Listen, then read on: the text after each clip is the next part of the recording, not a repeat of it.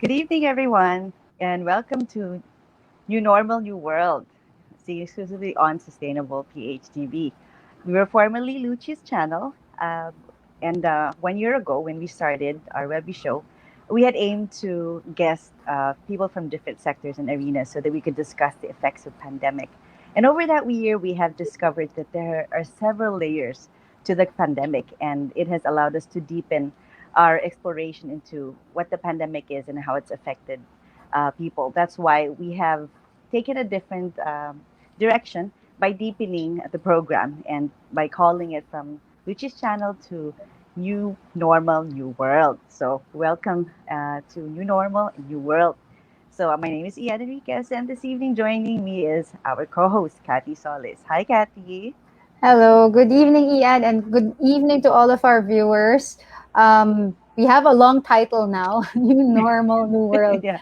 So yeah, thank you for all of those who have joined us for the past year, 1 year, the Yung Luchis channel. And then, yeah, we have rebranded into this longer title. Last week, Ian, no, 2 weeks ago, actually Yeah, 2 weeks 2 weeks ago, ago. because we're airing now Other every other Thursday. Thursday at 8 p.m. We had Kian Kazemi. So he is a restaurateur.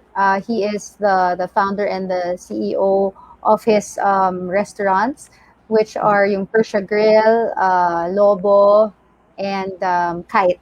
Most of his branches are in the CBDs, Mhm. so in Makati and then BGC area.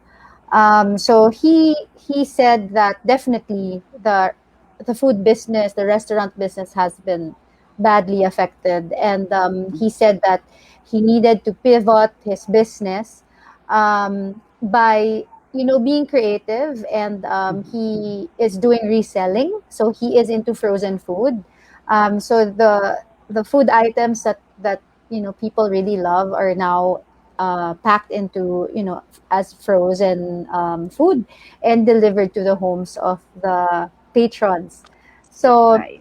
tonight we learned so much from him. He said that his inspiration and the wisdom that he has is from his father, and I know that keeps him going, and that enables him to think clearly and positively, and he's still hopeful for the future. Now being he is a married man now, and he has two children. So Uh-huh. he is thinking of the next generations that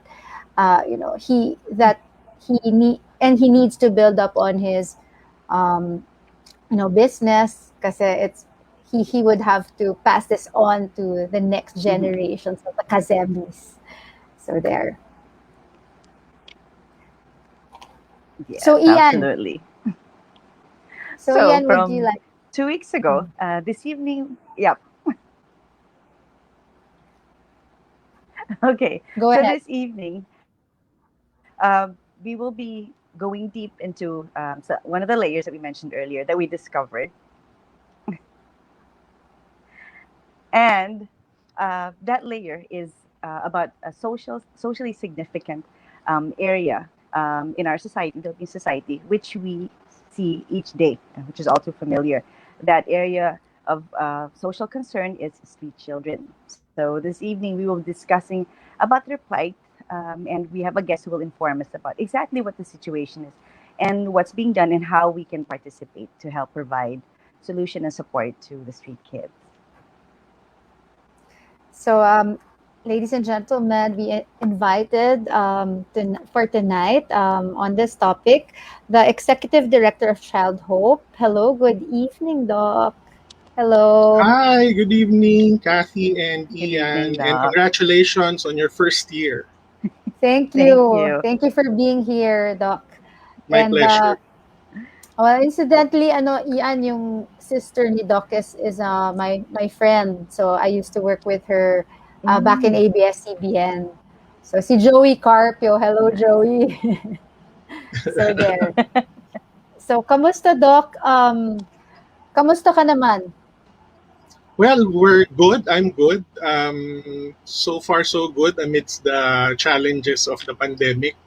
I'm glad that my family, my parents, and a lot of my relatives are relatively safe.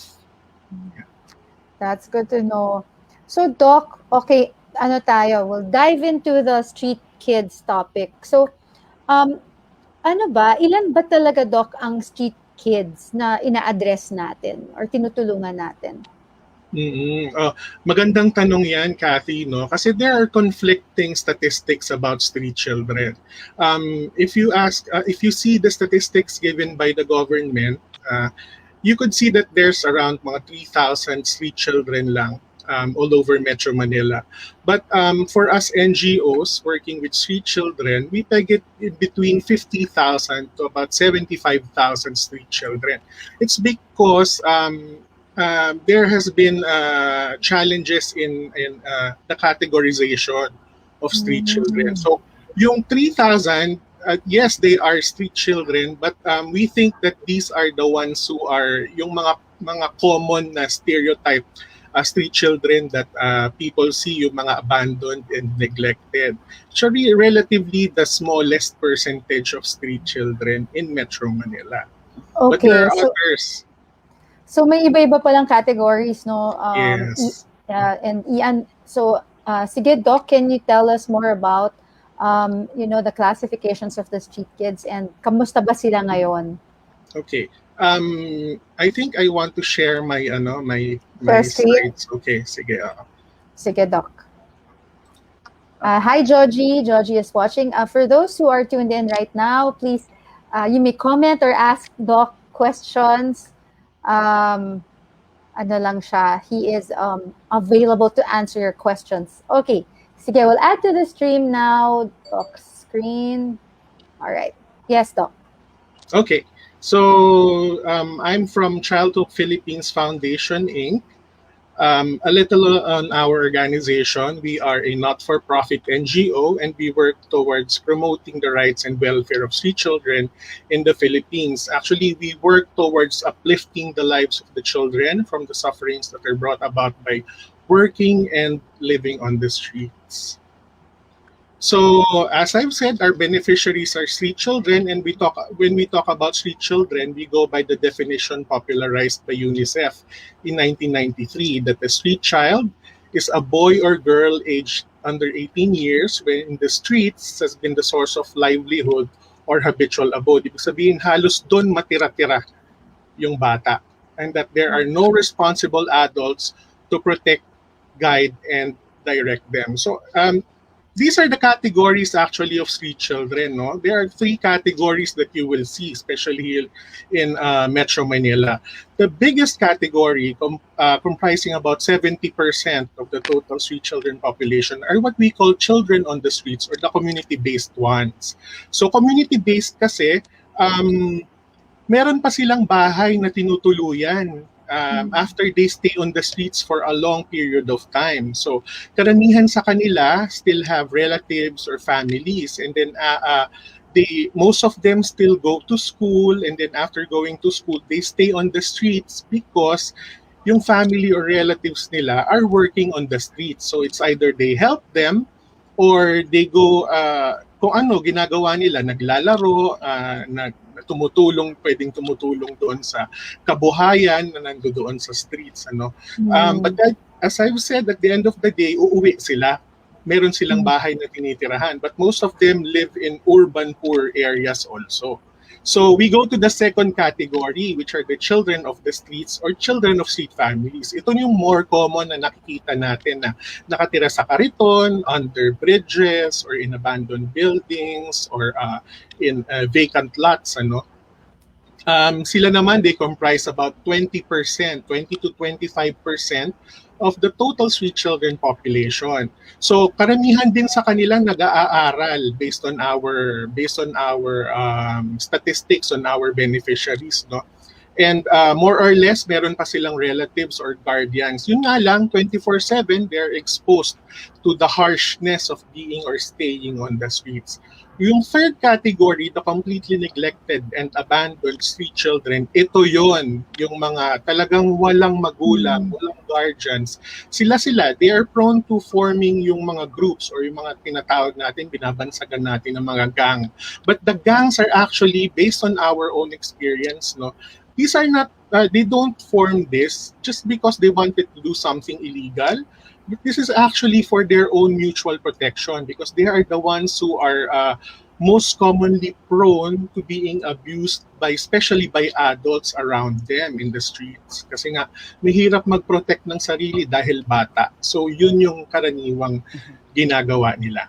Okay, so those are the categories of street children. Kaya dyan nagkakaroon ng confusion with regards to the statistics. Why do they stay on the streets? First and foremost, the reason is really poverty, especially economic poverty, because the parents do not have enough resources or income to provide for even the basic needs of the child. So they are forced to go out of the confines of their families or of the community to eke out a living and help with their parents or their relatives. No? Second one, about 50% of our beneficiaries are actually coming from dysfunctional families. And when we say dysfunction, this is prone to them being abused physically, emotionally, psychologically, even sexually abused. So kaya sila umaalis sa kanilang mga families and they stay on the streets. And the third top reason is we don't discount the fact that the freedom that they experience while they stay on the streets is really enticing. Oo. Dahil walang responsibilities, no one to tell you what you need to do. So they stay on the streets because of the freedom that they experience. So these are some of the pictures that you would see if you think of street children. So they live in sidewalks, they sleep there. Some of them are into sniffing contact cement or glue or yung tinatawag natin commercially na rugby.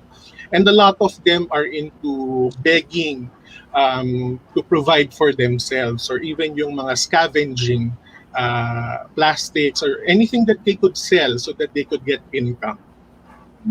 However, with Childhope's intervention, these are actually former street children who have underwent our program, and we have helped them to be able to graduate and now provide for themselves and their families also. So one of the people here, one of the graduates here is now with us working as an accounting assistant.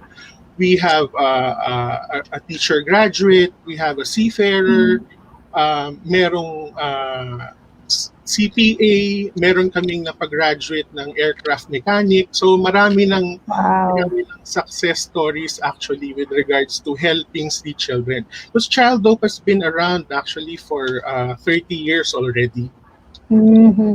Okay. Okay, so how did Childhope do that? So we provide opportunities for education, we provide psychosocial interventions, we have health and medical services, and we provide different activities and opportunities for skills development. So the banner program of Childhope is the Street Education and Protection Program, or the STEP program, and this is anchored on the pillars of caring, healing, and teaching. This provides a very holistic approach into addressing the needs of street children that undergo our program. So when we talk about the pandemic that started in 2020, no, there were actually three major concerns that arose.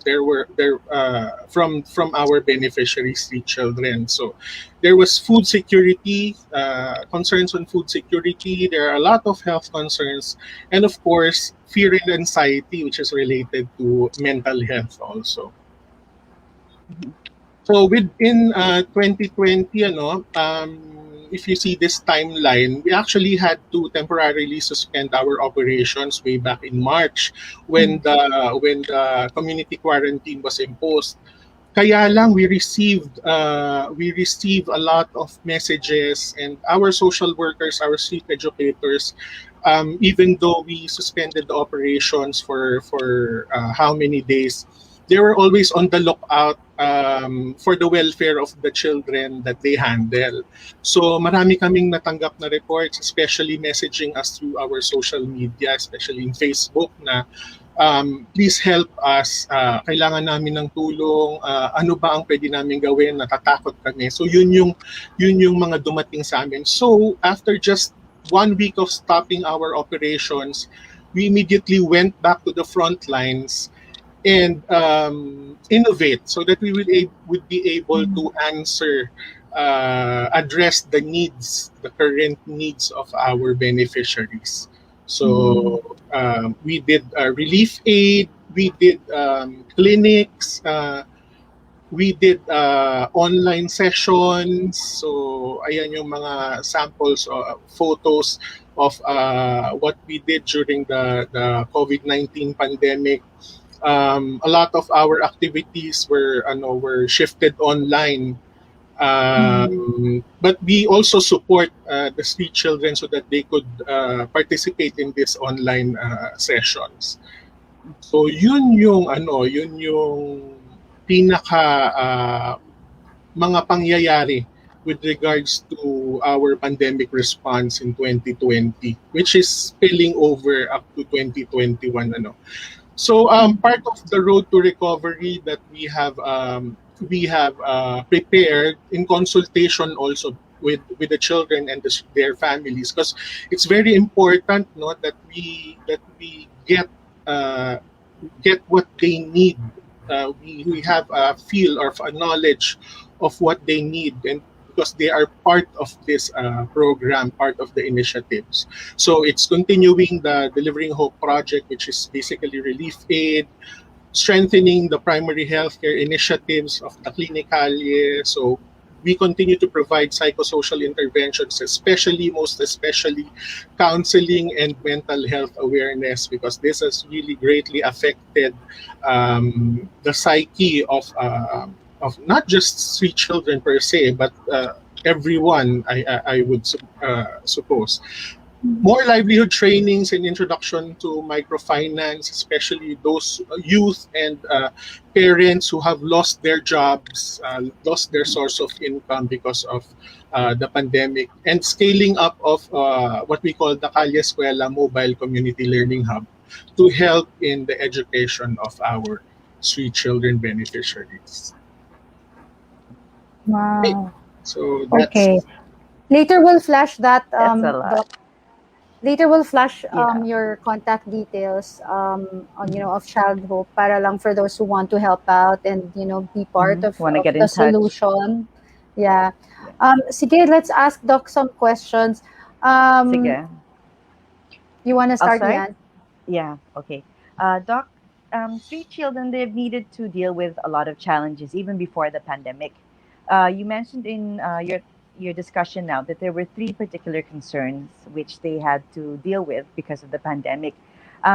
Could we clarify how were these different before and during the pandemic? What changed for them?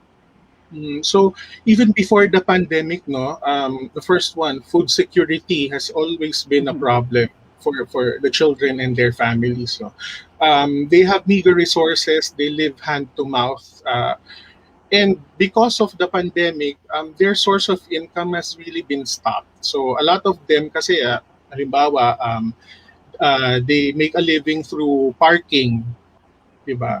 Mhm. Walang lumalabas, walang Right. Walang pumupunta, sarado ang mall, sarado ang mga Oo. kainan. So, Yeah. walang source of income.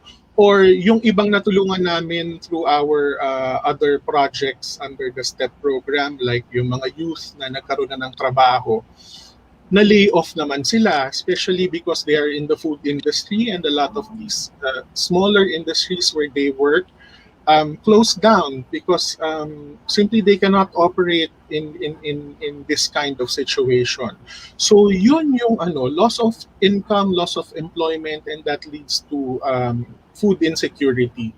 The second one, health concerns. A lot of them do not understand what is COVID-19, how it spreads, how will it affect me? Am I going to die immediately? So yan yung mga concerns, Mm. lalo na ng mga bata. Imagine, 6-year-olds asking us, Doc, mamamatay na ba ako? Mamamatay ba ako dahil sa COVID-19? So yan yung mga concerns nila. Especially if meron sa kanilang sa community nila na nagkaroon ng COVID. So ang balita, di ba, madaling kumalat. So they're particularly concerned, mahahawa ba ako? Pag may namatay doon, naku, mangyayari din sa akin yan. Dok, anong gagawin ko? So those are the things with regards to health concerns. Mm. Fear and anxiety, which I like to emphasize also. Even the children are being subjected to this huge fear, and they're being anxious of what is going to happen in their lives in the future. Tinatanong nila, they're afraid of what's going to happen with their relatives, with their families, with their friends. Are they still going to be able to continue schooling? Because ang shifting nga ng education was towards online learning. And how are they going to proceed with that? Wala silang resources. So, yun yung mga naging challenges at concerns ng mga street children and street families where they belong. Okay, Doc. So, three major problems, right? Yung sa physical, yung sa food security ngayon, and then health, and then yung kanilang mental health. Doc, question lang, yung tungkol po dun sa, yun nga yung mga problema nila. How did they deal with it nung start before you were able to mediate or before you were able to go there sa areas nila? Paano nangyayari sa kanila, Doc, kumbaga nung pinuntahan ninyo? Anong condition nila? Yes, oo. Especially dun sa mga nawalan ng trabaho or source of income, they would take their chances. Di ba, although meron kasing food aid coming from the government, it was very rare and it was not that organized before during the start of the pandemic. No? So they would take their chances. Di bali nang mahuli kami, Doc, kasi kailangan naming lumabas. So a lot of them would go out to beg for money or find scraps or scavenge so that they could find some things to sell. But that also puts risk on them, and not just being apprehended by authorities, but also put risks on their health because they could contract the virus and get infected and spread it to their families. So yun yung pinaka glaring na situation nila during that time. With regards to health, hirap na hirap sila because they can't seek proper consultation. A lot of them get sick, yung mga karaniwang illnesses, and they are afraid that it is also COVID related, but they can't go to the health center. Kasi they can't go to the hospital because doon nakasiksik yung mga COVID cases. So those are the problems that they usually that's how they dealt with it. Yung tungkol naman sa mental health, a lot of them nagmumukmok lang. Kasi yung mga bata rin, sanay sila siguro that our social workers talk to them frequently because that's how they get updated of their situations in their families or in their lives. Pero bigla kasing naputol. So yun yung parang ang hirap, sanay ka na nakikipag-interact. Lalo na, ewan ko ba, yung mga bata talaga ngayon, bata namin, mga beneficiaries, madaldal sila eh. When we get to talk to them, they're always lively, saying their stories, or minsan mangangamusta lang. And that was stopped because of the quarantine measures. So, yun, yung mga challenges na pinaharap nila and how they dealt with it. Okay. Paano ba yun, Doc? Kasi di ba, sorry, follow-up question lang. Okay. Doon sa mga, sabi mo yung mga street kids na wala talagang uuwian, paano yun? Saan sila pinatutuloy? Actually, maswerte na if the local government would actually put them in usually mga gymnasiums so that they could be housed there. Hirap din kasi nung time na yon in 2020, no, naging mahirap din humanap ng shelters for them to go to kasi una kailangan silang i-screen kung hindi ba sila COVID infected, because they're risking also the infection to be spread among the residents of a particular center or shelter eh. So talagang mahirap. Ang ginagawa nila karamihan sa kanila, nagtatago kung saan-saan.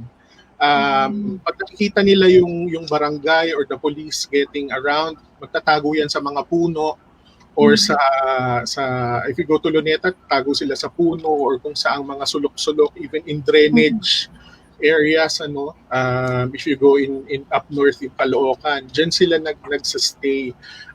So that alam nila na may risk sila, pero they can't do anything about Walang it. choice. Walang choice eh. Sa mga bahay ampunan ba, hindi ba sila pwede din doon? Yun nga, actually not we don't have enough shelters around, especially in Metro Manila. And during the time of the pandemic, maraming naging restrictions kasi with regards to bringing them into the shelters. So particularly yun na nga, yung screening na kailangan mo silang ipa-screen. Okay. So, pag positive, hindi rin tatanggapin. So, yeah, it became more complicated. Yeah. Okay. Mahirap yung basic, yung social distancing din. Oo, tapos yun pa. Okay. Okay, Ian. Sige. Moving on to another question, Doc. Earlier you mentioned in your discussion na although na-interrupt yung services and activities natin, there was a need for you to continue. So, I was wondering, what were the flexibilities and adjustments that you needed to apply, and where you saw opportunities for you to continue your activities? Yeah, I like that word, no? So we actually saw challenges as opportunities for improvement or innovation. So yun nga, first, when we went back to the front lines or to the streets, we immediately thought of addressing food security. So we went back with the hashtag Delivering Hope project, which aims to provide relief aid in terms of food packages and hygiene kits to the beneficiaries of Childhope's program. Actually, hindi lang beneficiaries namin, current yung natulungan namin. With the donations that came in, we were actually able to raise about 5.1 million for the hashtag Delivering Hope project. We were able to help also communities, not just kung saan nandoon yung mga street children namin, but communities of urban poor. Nakapagpadala kami ng support for food packages to them. At least once to twice a month, hindi nila po problemahin yung supply nila ng pagkain. And that's also helping the government so that these people, kung meron silang bahay, could stay home and not go out and loiter around and risk of contracting the disease and bringing it to their families or communities. No? So that's what we did for food security. The other one is for education. Aside from shifting online, because we did an informal survey amongst our 600 beneficiaries, no, we actually found out that 60% of them have access to smartphones.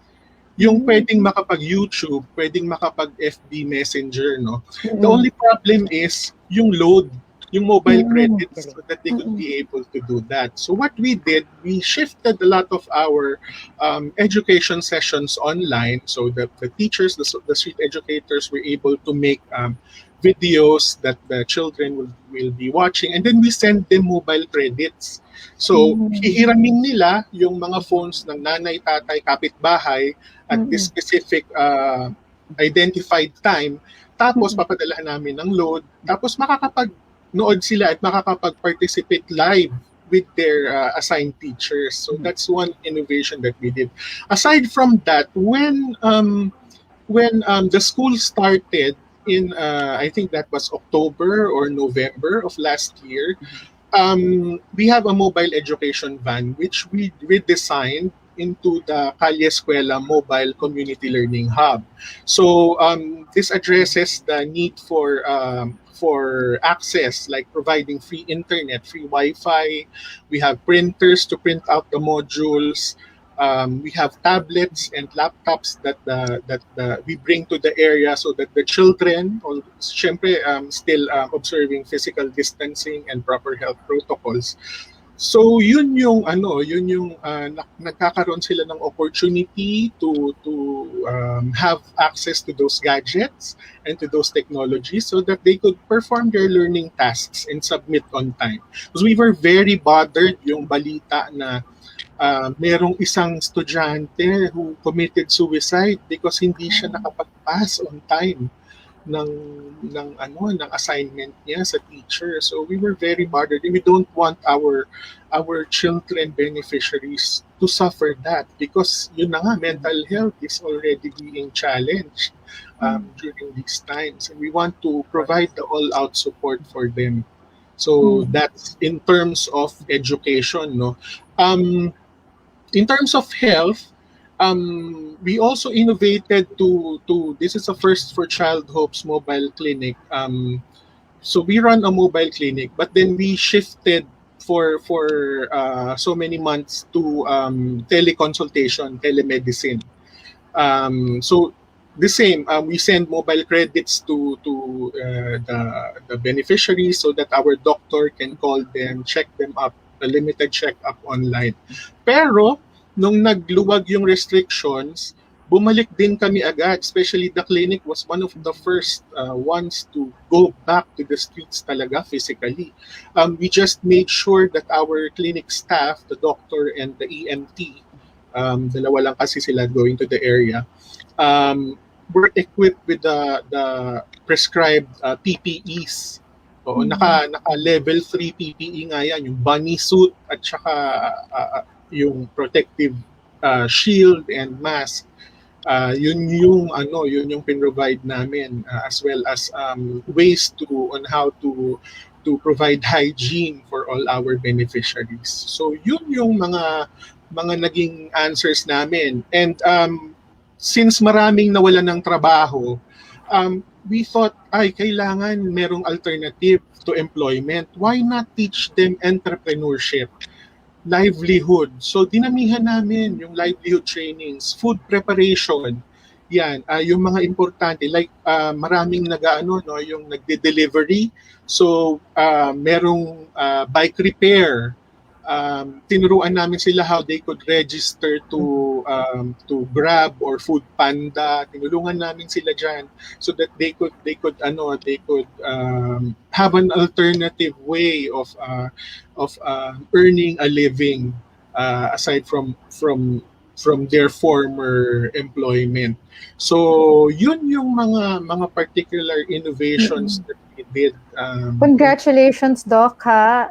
Your team Thank you. is really good. So, yung mga natatandaan ko, binibigyan ninyo ng load, yung mga may smartphones, which you realize 60% pala of your beneficiaries, your 600 beneficiaries have smartphones, and you're able to send them videos. And then also yung yung van ninyo na merong eskwela, what do you call that Calle again? Escuela. Calle Escuela. Calle Escuela. Yan. Calle Escuela. Doc, ang tanong ko lang din sa social workers natin, those who are, the teachers who are in touch with the students, kasi sila mismo, di ba, you're facing although not the same gravity, like the street children, uh, meron ding challenges yung mga social workers. But how do you strengthen, kasi you pour into these children eh. So how are you able to strengthen naman yung mental health of your educators and your social workers? Mm-mm. Actually, we did a mental health awareness webinar prior to them going back to their full schedule of doing the online sessions. We had to let them realize that, hey, these are the things that you should watch out for. When you say that when you feel these things, you already need to seek help, and that you could share your experiences. Hindi ka nag-iisa. We're a team with Childhope. So what we did is we did the mental health awareness webinar, and that has really impacted most of the staff because they themselves, as you've said, are experiencing challenges. Hindi kami immune, especially ang aming teachers and social workers, dahil sila yung mas nakakalahalubilo ng mga bata when it comes to doing their conducting the sessions with them. So yun yung isang way to help them address that particular challenge. Right. Okay. Ian? Thanks, Doc. Thanks, Doc. In terms of what you need naman as Childhope, what are the empowering tools that you need so that activities, to carry out your activities? Unang-una, I think it would be support for education, really. Second is nutritional food support. And then third one would be especially healthcare. Because we go, as I've said, we go by the caring, healing, teaching pillars. No? So hindi dapat may naiiwan na aspect in terms of addressing the needs of the child. Instead, simultaneous dapat ito na ina-address. How could you educate a sickly child? Diba? So you need to, before you could educate, you need to also address the health concerns. So yun yung mga bagay na yun. And kung marami siyang baggages na iniisip, how could they learn? Diba? If yung family nila, iniisip nila na nagkakasakit yung nanay at tatay ko, may sakit yung kapatid ko. So that is also something that you need to address, because essentially, even if these children are considered street children, but they still have families with them or relatives, they're still concerned with the welfare of their family members. You cannot actually, the best way to nurture a child actually is within his family still. So that's what we try to provide, not only directly to the beneficiaries, street children, but indirectly to also support the needs of their families in general. Right. Okay. Wow. Thank you. So, Doc, how can we help Childhope? How can we be of support to your endeavors? Yung ang gaganda ng projects ninyo. So, how can we get in touch with you and how can we help? Okay, so aside from monetary and in-kind donations, which all nonprofits, not NGOs really need to be able to continue with the programs, we would like to emphasize that we need volunteers also. We provide opportunities actually for volunteerism amidst the pandemic na hindi sila pwedeng halubilo physically, no? Nakakatuwa that a lot of our volunteers, we were able to mobilize to, halimbawa, make the videos that the children watch for their alternative education sessions. Yun yung isang way to help them out.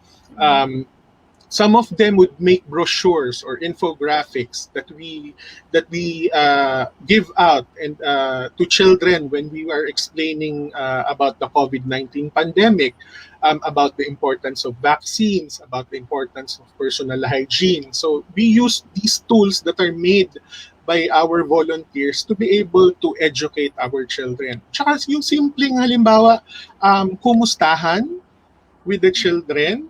merong volunteer na gustong kausapin yung mga batang nag-aaral, yun gandang paraan para mapagaan yung loob ng mga bata because um, they realize that outside of the Childhope team, the Childhope family, there are still people out there who are very well who are on the lookout for their welfare at interested and very caring enough to know their situation. The third one is about volunteerism, simply talking about the situation of street children and putting them at the forefront of conversations, even with your friends, your relatives. It helps greatly to advance the advocacy on the plight of street children already. So that's how those are the empowerment support actually that we need right now. Okay. So, Doc, so para dun sa mga work from home naman tayo, most of us, di ba? So, if, let's give a portion of our time to volunteer sa Child Hope. Sabi ni Doc, pwedeng, if you're good in graphics, you can create their educational materials, or you can volunteer as someone who would just be there to listen to the children, to talk to them, nangungumusta lang, di ba? Or pwede rin maging teacher. Of course, dun sa extra din natin, income, yung kung meron man tayong extra na lahat naman kulang ngayon, 'di ba? Pero kung meron tayong binless ka ngayon, kasi sa crisis, 'di ba, it's either bumaba yung income mo or baka naman naging maganda yung buhay mo because of a business that you're doing right now, which is flourishing in this pandemic. Then Child Hope can be one of your beneficiaries. Please help the street kids. Kasi noon pa lang, na yung situation nila, it was really bad na ano pa kaya ngayon, 'di ba? So yeah, we are talking about it. Sabi nga ni Doc, and we're so glad to be part of the conversation, Doc. Na pinag-uusapan natin sila, the plight of these street kids, so that there may be changes, or they can get the help that they need. Yeah, thank you very much for this wonderful opportunity. Thank you, Doc, and God bless you and your team. Ang dami mong mga nagko-comment sa'yo, mga nagpapa-shoutout sa'yo na mga may mga nagbigay ng comments. We were able to flash the comments earlier. So, Doc, thank you so much. Ian, do you have anything to add? Nagfa-freeze yata tayo kay Ian. Do you have anything to add? Okay ka na? It's so great to see all these people supporting, and we're very happy to be supporting you as well in your mission and in your vision. All right, thank you so much, Doc, and God bless you. Huwag ka magkakasakit, Doc. Kailangan ka ng kids. Thank you. Thank you also. Stay safe and well po kayong lahat. Thank you. God bless you. All right, so for our viewers, please contact Childhope Philippines Foundation Incorporated. So that's their website. And also, meron din silang Facebook account. You can see their activities there. Facebook /ChildhopePH. Ian, what is your takeaway from tonight? So thank you so much to our guest, Dr. Carpio. Yeah.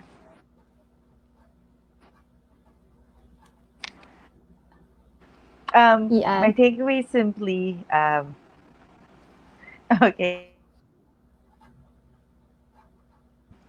simple reminder to me that street kids, we have known and seen them each and every day, but to take a moment to recognize them, to respect what they're going through, and find a way to be part of the solution. Even if it's just a simple looking them in the eye when they knock on the window. If there's something to give. If not, at least look them in the eye and acknowledge and give them hope by recognizing that they exist and we are one with them in their situation. So for me, that's my takeaway. It's a call for me to remind myself as well as remind others. Beautiful. They will be part of my prayers. Kasi right now, dapat ang prayer is our first thing that we will do.